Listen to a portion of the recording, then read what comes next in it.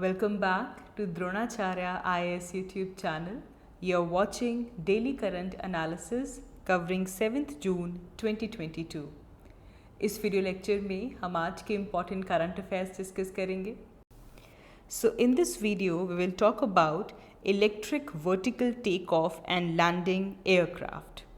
तो एक electric aircraft की हम यहाँ पे डिस्कशन करेंगे. It is important from science and technology point of view.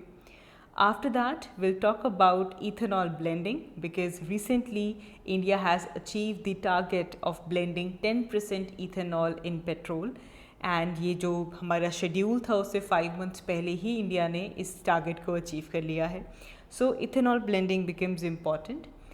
And then there's an important place in news which is Turkey. So we will see कि तुर्की क्या है, कौन सी जगह है, कहाँ पे है. And then lastly we'll talk about gate analysis. Gate analysis एक टर्म है जो कि पीछे कुछ दिनों में न्यूज़ में रही है. तो गेट एनालिसिस बेसिकली होता क्या है वो हम इस वीडियो लेक्चर में समझेंगे. So let's begin with it. तो चलिए शुरुआत करते हैं. आज का हमारा पहला article science and technology point of view से इम्पॉर्टेंट है. It is about electric vertical take off and landing aircraft. So recently, Government of India is exploring the possibility of inviting the manufacturers of electric vertical takeoff and landing aircraft to set up their bases in India. So therefore, it is important for us to know what is electric vertical takeoff and landing aircraft. So electric vertical takeoff and landing aircraft की अगर हम बात करें, so this is one of the new and the latest technological development in the aerospace industry. And इसे लेकर हमारे जो union aviation minister हैं, जब वो India's ideas conclave Bengaluru attend कर रहे थे, तो इसके 7th एडिशन के दौरान रिसेंटली यूनियन एविएशन मिनिस्टर ने ये कहा that we are in conversation with number of electric vertical takeoff and landing aircraft producers, and the implication being a futuristic vision for India. So it is important for us to understand how are these electric vertical takeoff and landing aircrafts, they are structured and what are their capabilities. Now अगर हम इसकी बात करें कि क्या technology यहाँ पे use की जाती है, तो as the name suggests, see electric vertical takeoff and landing, तो basically it uses electric power to basically hover or to take off or land vertically. Mostly जो हमारे ऐसे एयरक्राफ्ट हैं, they use distributed electric propulsion technology. They mainly use distributed electric propulsion technology, जिसका मतलब है कि वो बहुत डिफरेंट जो propulsion systems हैं उनको इंटीग्रेट किया जाता है with in the air frame. This technology that has grown on account of successes in electric propulsion based on the progress in motor, battery, fuel cell, electronic controller technologies, and it is also fueled by the need for new vehicle technology that ensures that our urban air mobility.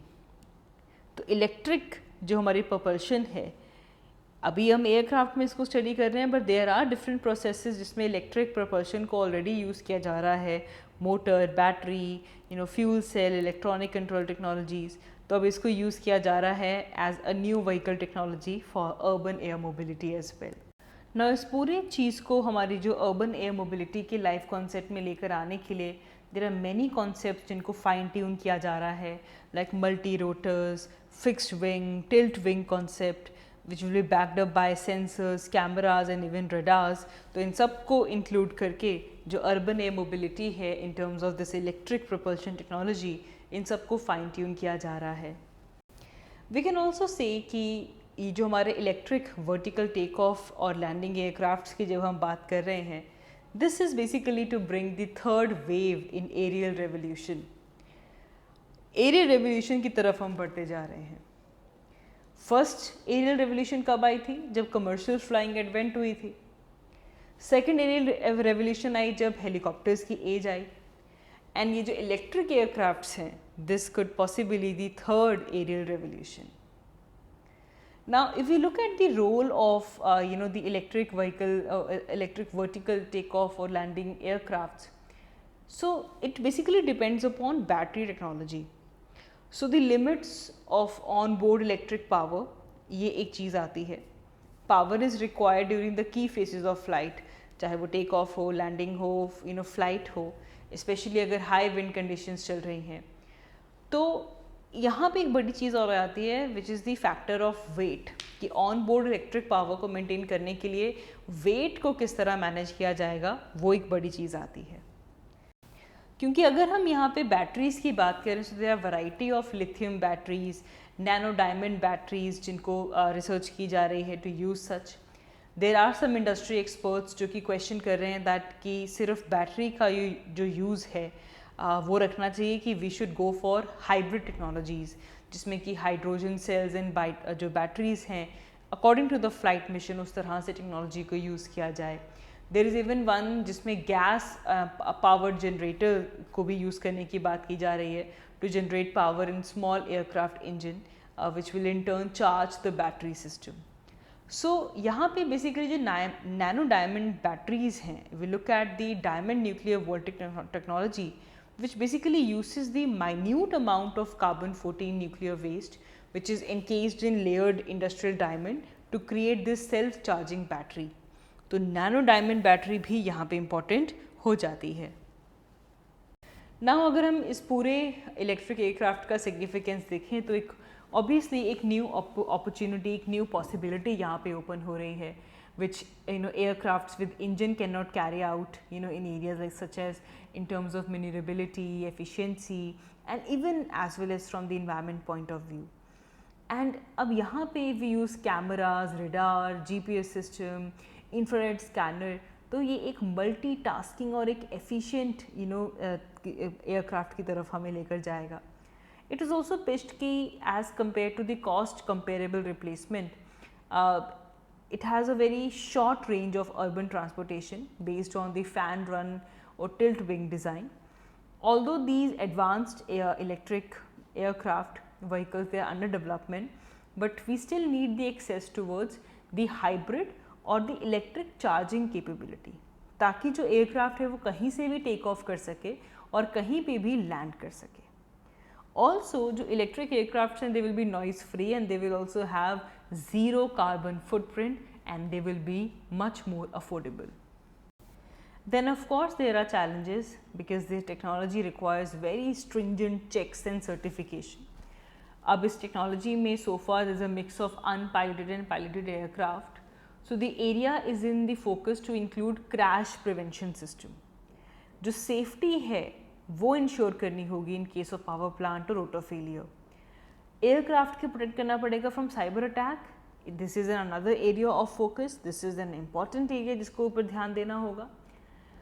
Navigation, flight safety, user technology, अगर different terrain में वो गया है, difficult terrain में aircraft जा रहा है, bad weather, unsafe operating environments में किस तरह जो एयरक्राफ्ट है वो एक्ट करेगा, उन सबको देखने की ज़रूरत है. Also there are some psychological barriers जिनको हमें overcome करना होगा when it comes to flying in a fully autonomous aircraft. So yes, there are challenges related to the electric aircraft, but as we said, this will bring the third aerial revolution. आगे बढ़ते हैं. हमारा next news article GS paper 3 point of view से important है. It is about ethanol blending. Ethanol blending environment pollution and degradation से आप इसे relate कर सकते हैं. So ethanol blending is in news because India recently achieved the target of blending 10% ethanol in petrol 5 months ahead of schedule. 5 महीने पहले ही India ने अपना जो टारगेट था to achieve 10% blend with petrol वो अचीव कर लिया है. एंड जिसकी वजह से of course there is less carbon emission and there is more saving for India and better income for farmer. एक लाइन में आप इसका इम्पैक्ट, इसके इफ़ेक्ट को समझ सकते हैं. कार्बन एमिशन कम हो गया, हम जो बाहर से इंपोर्ट करवा रहे हैं पेट्रोल वो कम होगा, तो मदर कंट्री के जो पैसे हैं वो बचेंगे, हमारी इनकम बढ़ेगी, विल सेव मोर. एंड अब इथेनॉल बनाएंगे तो उसके लिए आपको चाहिए होगा शुगर केन, पैडी. फार्मर्स की जो इनकम है वो यहाँ से इंक्रीज़ होगी. So this is why ethanol blending is in news. अच्छा, सबसे पहले समझते हैं कि इथेनॉल क्या है। इससे पहले कि हम आगे बढ़ें, व्हाट इज़ इथेनॉल। अब ये एक बहुत ही वॉलेटाइल, फ्लेमेबल, कलरलेस लिक्विड है एंड इसकी जो करेक्टरिस्टिक अगर हम देखें तो इसका जो ऑर्डर है, जो स्मेल है, that is wine like and it has a very pungent taste. And ethanol can be produced from crops that have high starch content. ऐसी क्रॉप्स जिनमें स्टार्च कंटेंट ज़्यादा होता है, वहाँ से आप इथेनॉल प्रोड्यूस कर सकते हैं, जैसे कि शुगर केन, मेज़, वीट, इन सब को यूज़ किया जाता है to produce sugar cane. Primarily to produce ethanol, primarily जो हमारा इथेनॉल है, it is produced from molasses which is a derivative of sugar production. Sugar production की जो डेरिवेटिव है मोलासेस, वहाँ से इथेनॉल को प्रोड्यूस किया जाता है। It is an important biofuel, क्योंकि ये बायोलॉजिकली आप इसे ऑर्गेनिकली प्रोड्यूस कर रहे हैं। It is an important biofuel and this is manufactured by yeast fermentation method. Yeast fermentation की जाती है और थ्रू पेट्रोकेमिकल मेथड्स, जैसे कि इथेनाइल हाइड्रेशन। पेट्रोकेमिकल मेथड से इथेनाइल हाइड्रेशन के थ्रू भी इथेनॉल प्रोड्यूस किया जा सकता है और ईस्ट फर्मेंटेशन मेथड से भी इथेनॉल प्रोड्यूस किया जा सकता है। इथेनॉल, इट्स एन अल्कोहल, तो इसका ऑर्गेनिक कंपाउंड नेम क्या है? Ethyl alcohol. And it is an important ingredient in alcoholic beverages also. All लग गया ना, so it's an alcohol. Ethyl alcohol, biofuel, yeast fermentation से बन सकता है और petrochemical methods like ethyl hydration से बन सकता है। एन इम्पॉर्टेंट पॉइंट, बाकी सारी चीज़ें तो आप याद रखेंगे। एक आपने याद रखना है कि ये हाई स्टार्च कंटेंट क्रॉप से बनेगा, ये एक बायोफ्यूल है, मोलासेस से मेनली प्रोड्यूस होता है, yeast fermentation and petrochemical methods like ethyl hydration is used to yield the biofuel ethanol. Organically इसे इथाइल अल्कोहल कहा जाता है। इथेनॉल के बारे में पता चल गया। अब आते हैं और ethanol blending. What is ethanol blending? When you mix ethanol with gasoline to form different blends. आप जब गैसोलीन के साथ इसे मिक्स करते हो, so that is called as ethanol blending.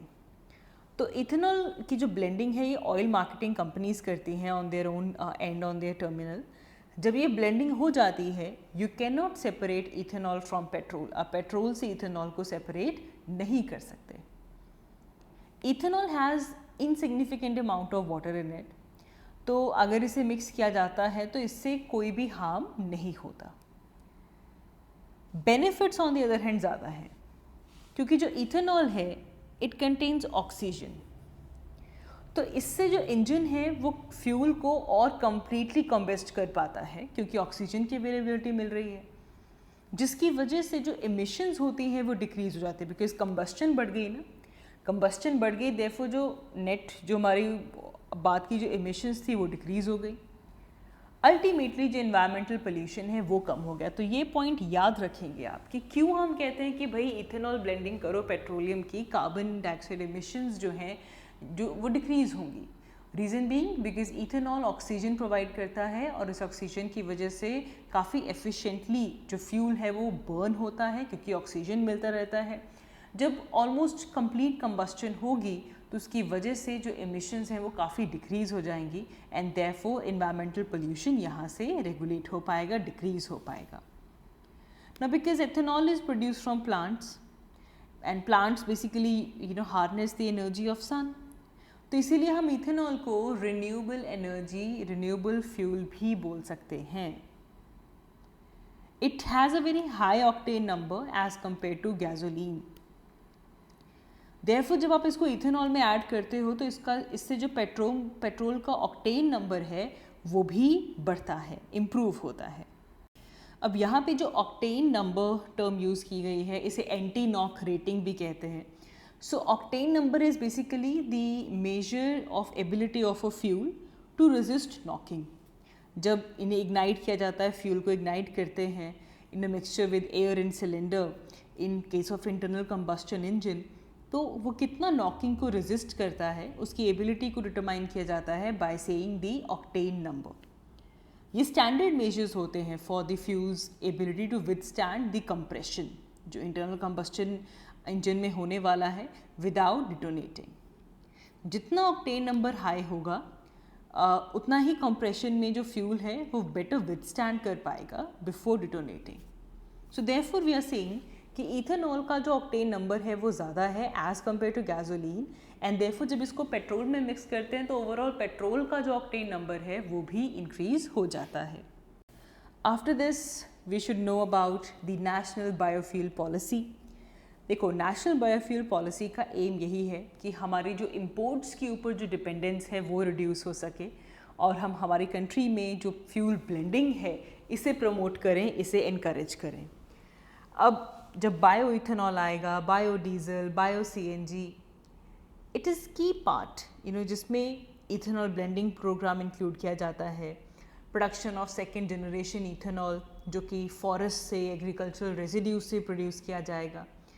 Overall जो फ्यूल एडिटिव्स हैं उनकी प्रोडक्शन, उनकी कैपेसिटी को इंक्रीज़ करना, फीड स्टॉक में रिसर्च एंड डेवलपमेंट को बढ़ाना, जहाँ पे जो स्टार्टिंग मटेरियल्स हमें चाहिए for ethanol production, and similarly we need some financial incentives for this as well.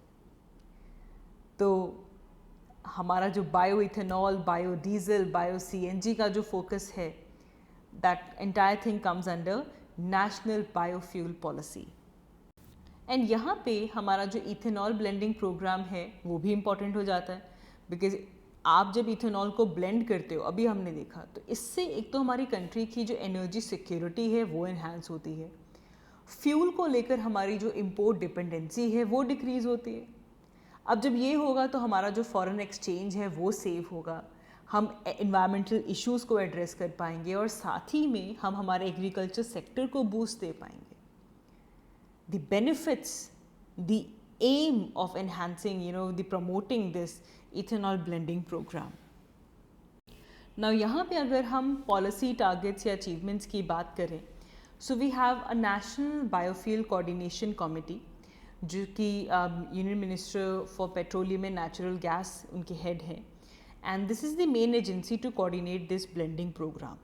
तो आपने याद रखना है कि जो ब्लेंडिंग प्रोग्राम चल रहा है इसे लेकर वो कौन सी एजेंसी है जो कि इसे कंट्रोल कर रही है, that is national biofuel coordination committee, और इसे हेड कौन करते हैं, union minister for petroleum and natural gas. देखो, आप ऐसे पॉइंट्स स्किप नहीं कर सकते, as an aspirant you can not skip these points. ठीक है जी। अब ट्रेंड देखते हैं। 2014 में सिर्फ 1.5% इथेनॉल ब्लेंड किया जाता था इन द पेट्रोल। फिर इसके बाद हमारे पास आती है नेशनल पॉलिसी ऑन बायोफ्यूल्स, जो कि 2018 में इसे नोटिफाई किया जाता है, और इस पॉलिसी में टारगेट रखा जाता है that bye 2030 will achieve 20% ethanol blending. 2030 आते आते हमें 20% इथेनॉल ब्लेंडिंग का जो टारगेट है वो अचीव करना है। And given the encouraging performance and the various interventions which were made by the government, this 20% target was then advanced to 2025 and 26। फिर इस टारगेट को ही बढ़ा दिया गया कि 2030 नहीं, अब ये टारगेट हमें कब अचीव करना है, 2025 एंड 2026। जिसके बाद last year road map for ethanol blending in India 2020 and 2025 release किया जाता है, एंड इसमें मेंशन किया जाता है कि हम एक इंटरमीडिएट टारगेट लेकर चलते हैं, एक माइलस्टोन लेकर चलते हैं। वो ये है दैट अगर हमें 2025 तक 20% टारगेट अचीव करना है तो पहले हमें 2022 तक 10% ब्लेंडिंग का जो टारगेट है वो अचीव करना होगा। और आज हम इस आर्टिकल को इसलिए पढ़ रहे हैं बिकॉज हम ये टारगेट नवंबर से पहले 5 महीने पहले ही अचीव कर चुके हैं। It has been achieved much before the timeline. आगे बढ़ते हैं। हमारा next news article is about a place which is in news which is Turkiye. Okay, अब तुर्की, अब यहाँ पे आप टर्की लिखा हुआ देख रहे हैं तो अब आप इसको क्लियरली रिलेट कर सकते हैं। Why Turkiye not Turkey? मैंने यहाँ पे तुर्की क्यों लिखा है, टर्की क्यों नहीं लिखा? So the reason is recently an intergovernmental body has agreed to the formal request for name change in which Turkey will now known as Turkey.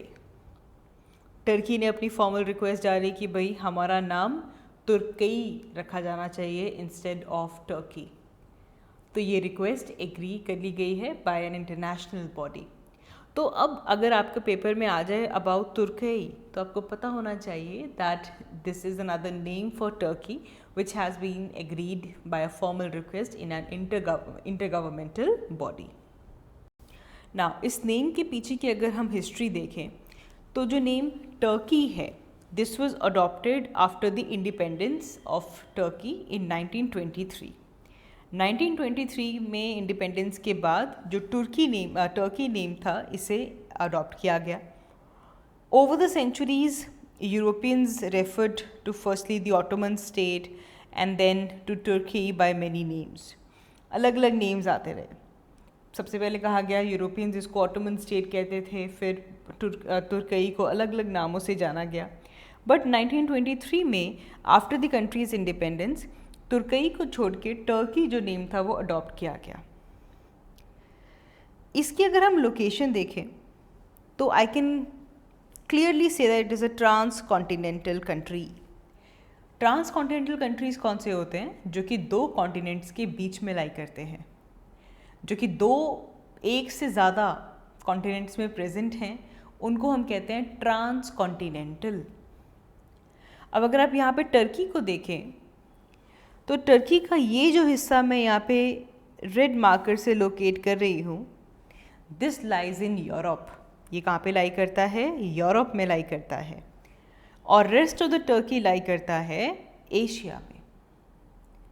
So Turkey is a trans continental country because its major part, जिसे हम जो कि आप western Asia में देख सकते हैं, इसे हम यहाँ पे एनाटोलिया भी बोल देते हैं। This area is also called as Anatolia. यहाँ पे आपको एनाटोलियन प्लेट्यू भी मिल जाता है।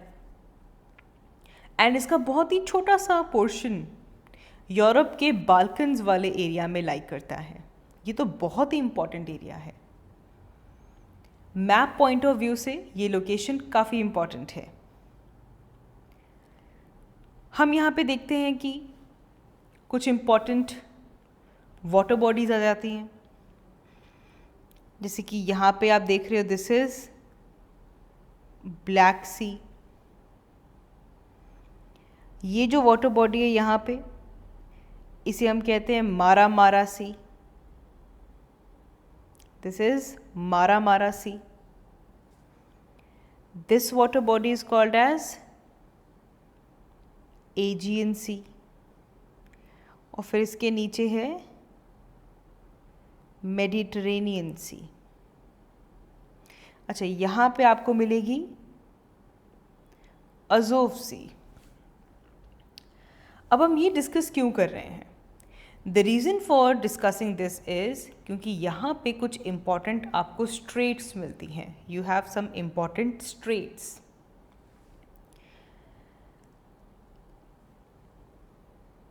टर्की का जो यूरोपियन पार्ट है वो एशियन पार्ट से टच नहीं करता। यहाँ पे वाटर बॉडीज़ हैं। एक तो आप देख रहे हो कि यूरोपियन एरिया वाला जो है और जो एशियन टर्की है इसके बीच में तो एक सी आ गया विच इज़ सी ऑफ मारा मारा। ये क्लियरली दोनों को सेपरेट कर रहा है और आप यहाँ पे इसको देख भी पा रहे हैं कि ओके ये सी है और ये दोनों को सेपरेट कर रहा है। Apart from this here we have two important straits also. Straits are narrow passage of water which separates two land masses and connects two water bodies. बहुत ही छोटी सी वाटर बॉडी जो कि दो कॉन्टिनेंट्स को आपस में सेपरेट कर रही है और दो वाटर बॉडीज़ को एक दूसरे के साथ जॉइन कर रही है, उन्हें हम कहते हैं straits. So here you have straits. सबसे पहले ब्लैक सी और मारा मारा सी के बीच में, ब्लैक सी और मारा मारा सी के बीच में आपको जो स्ट्रेट मिलेगी इसे हम कहते हैं Bosphorus strait. Bosphorus strait. Then Marmara sea और एजियन सी के बीच में आपको जो स्ट्रेट मिलेगी इसे हम कहते हैं डार्डेनल्स स्ट्रेट। डार्डेनल्स स्ट्रेट। तो दो स्ट्रेट्स हैं यहाँ पे, ये है बॉस्पोरस स्ट्रेट और ये है डार्डेनल स्ट्रेट, और बीच में आ जाता है मारामारा सी जो कि दोनों हिस्सों को एक दूसरे से सेपरेट करता है। So this is the reason why we are saying that Turkey is a trans continental country. ठीक है जी। अब क्योंकि तुर्कई न्यूज़ में आया है, टर्की न्यूज़ में है, तो आपको पता होने चाहिए कि कौन कौन से कंट्रीज़ हैं जो कि टर्की को टच करते हैं। अब रिसेंट प्रीलिम्स में क्वेश्चन आया कौन कौन से कंट्रीज़ अफ़गानिस्तान को टच करते हैं, क्योंकि तालिबान की सारी इस हलचल की वजह से अफ़गानिस्तान काफ़ी न्यूज़ में था। तो अफ़गानिस्तान को कौन कौन से कंट्रीज़ बॉर्डर करते हैं पेपर में आया। सिमिलरली कोई भी कंट्री, कोई भी इंटरनेशनल लोकेशन अगर न्यूज़ में है तो पहली चीज़ आपने क्या करनी है, उसे अपने मैप में देखना है, और मैप में उसे कौन कौन से कंट्रीज़ बॉर्डर करते हैं सबसे पहले तो आपने ये पहली चीज़ हमेशा याद रखनी है। टर्की की अगर हम बात करें तो नॉर्थ में तो ब्लैक सी आ गया इधर, ठीक है, यहाँ पे आ गया ब्लैक सी। अब आपने एक और चीज़ याद रखना है, अब क्योंकि टर्की ट्रांस कॉन्टिनेंटल कंट्री है तो इसका मतलब इसको यूरोप के कंट्रीज़ भी टच करते होंगे। ये बहुत मिस्टेक हो जाती है, जब भी हम टर्की के नेबरिंग कंट्रीज़ याद करते हैं तो मोस्टली बच्चे फोकस करते हैं on the side of Asia और भूल जाते हैं कि टर्की का एक हिस्सा यूरोप में भी तो है। तो हम उल्टा करेंगे, हम सबसे पहले उन कंट्रीज़ को देखेंगे जो कि यूरोपियन साइड से टर्की को टच करते हैं। In that case you can see there are two countries बेटा, one is your Bulgaria and the other one is Greece. Bulgaria and Greece. Let me mark it here for you all. Bulgaria and Greece. ठीक है जी, Bulgaria और Greece Europe की side से आ गए। Turkey के north में तो ब्लैक सी ही है। इसके बाद अगर हम देखें तो आएगा जॉर्जिया, आर्मेनिया एंड एज़रबाईजान। अब एज़रबाईजान की एक इम्पॉर्टेंट चीज़ है बच्चे, अब ध्यान से देखिएगा। देखने में आप कह सकते हो कि एज़रबाईजान सिर्फ यहीं तक है, ये देखो कि if this part is only Azerbaijan, but याद रखिएगा एज़रबाईजान का कुछ हिस्सा यहाँ पे भी लाई करता है, and because of that Azerbaijan touches Turkey. तो एक बड़ी चीज़ जो कि आप मिस कर सकते हैं when it comes to countries that border Turkey, that is Azerbaijan. तो तीन कंट्रीज़ आपने याद रखने हैं, जॉर्जिया, एज़रबाईजान, आर्मीनिया। रिपीट कीजिए, जॉर्जिया, एज़रबाईजान, आर्मीनिया। ठीक है जी। इसके बाद आप देख सकते हैं देयर इज़ सीरिया। सीरिया से पहले, सीरिया आपको यहाँ पे साउथ में मिल जाएगा, सीरिया, इराक एंड ईरान। ये जो कंट्री है यहाँ पे दिस इज़ ईरान। ठीक है जी। तो Georgia, Azerbaijan, Armenia, Iraq, Iran and Syria.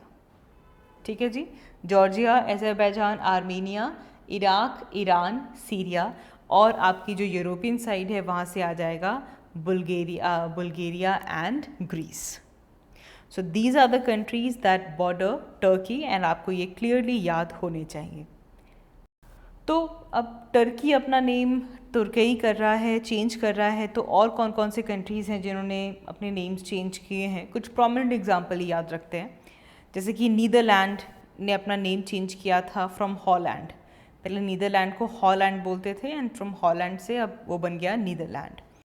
Similarly Macedonia ने अपना नेम चेंज किया है to North Macedonia, that is because of their political disputes going on with Greece. Greece के साथ जो पॉलिटिकल डिस्प्यूट्स चल रहे हैं उसकी वजह से उन्होंने अपना नेम चेंज कर दिया टू नॉर्थ मैसिडोनिया। ईरान को पहले कहा जाता था Persia, but in 1935 Persia became Iran. Similarly Siam change its name to Thailand. Thailand का पुराना नाम सियाम था, सियाम से उन्होंने अपना नाम चेंज करके थाईलैंड कर लिया. रोडेजिया changed to Zimbabwe to drop its colonial legacy. So there are many countries जिन्होंने अपने अपने नेम्स चेंज किए हैं, तो ये आपको एक आइडिया होना चाहिए. और जो करंटली तुर्की का जो सिनारियो है ये भी आपको पता होना चाहिए. आगे बढ़ते हैं. हमारा next news article gait analysis के बारे में है. Well recently gait analysis news में आया है. गेट एनालिसिस एक टेक्निक है.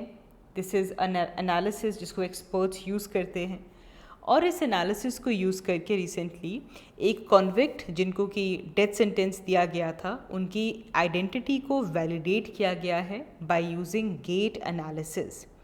तो अभी गेट एनालिसिस है क्या? अब सपोज प्रीलिम्स में टर्म आ जाए, what do you understand by gait analysis, तो आपको एक आइडिया होना चाहिए कि गेट एनालिसिस है क्या, इसको कौन से स्फेयर में यूज़ किया जाता है.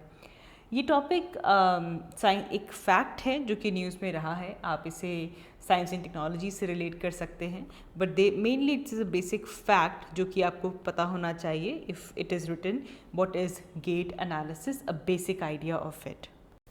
सो गेट एनालिसिस अगर हम इसे डिफ़ाइन करें तो it is about the manner of walking और मूविंग ऑन फुट.